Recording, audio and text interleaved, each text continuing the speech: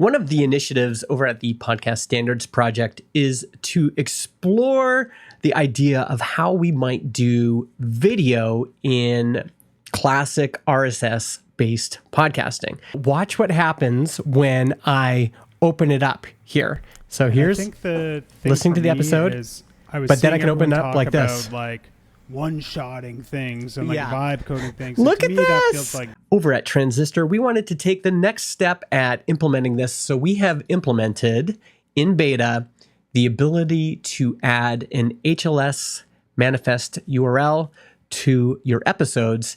And once we've enabled this beta feature on your account, when you're editing or creating an episode, you'll see this section right here.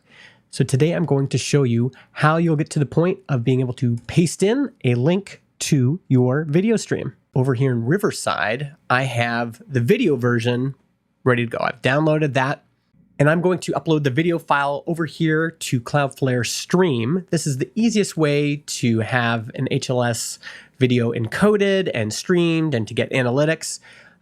It starts pretty cheap, but this is also a way for us to observe how expensive is this going to be.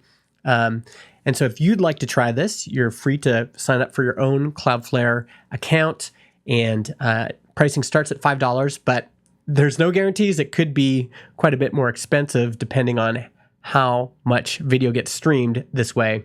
But this is how we're going to test this out. So I'm going to go ahead and upload this file. This is 3 gigabytes. So we'll see how this does here. Let's start the uploading. I've got a pretty fast connection, so this might go pretty quick. All right, took a little while, but that big 3 gigabyte video file is uploaded here in Cloudflare Stream. So now what I'm gonna do is grab this HLS manifest URL. Just gonna copy that, head over to Transistor and paste it in to this episode. Going to save those changes. And now if we look at the RSS feed, we can see this alternate enclosure right here. So this is all the XML for this episode. And we have this podcast : alternate enclosure tag that's linking to this HLS video. And if we test this in Fountain or TrueFans, it should work. Let's give it a little while to propagate, and we'll do that now. All right, I just loaded it up here in Fountain, and I'm listening to the audio version, but if I click on this, I can switch to the video version, and it plays right there. But yeah, I can switch between the audio and video version. Right now, this relies on the audio and video version being the exact same length, and I noticed the audio version here has dynamic ads inserted where the video version doesn't, so that's something that would need to be corrected, but pretty cool to see it working so fast.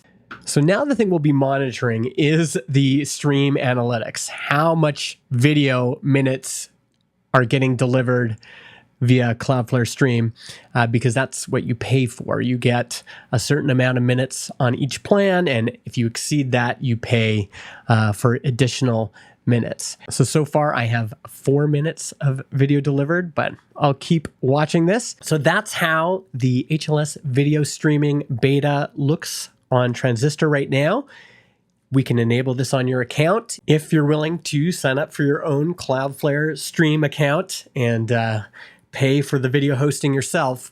You can try this out, and your episodes will be available in video in apps that support this feature. One thing I'm doing to make sure I don't accidentally spend too much money here on Cloudflare is I'm enabling a notification like this. So down in notifications, I'm going to click add billing notification option. And here on my $5 Cloudflare Stream plan, I get up to 5,000 minutes of delivered video. So I want to set up the notification for 5,000 minutes, and I'll add myself as the email recipient here, so it'll notify me if too much video is getting streamed and I'm incurring additional bandwidth charges. This is all a part of the process of innovating here in the open podcast ecosystem. We've got to be able to build things and try them out and see if we can figure out the costs and see if we can figure out the UI,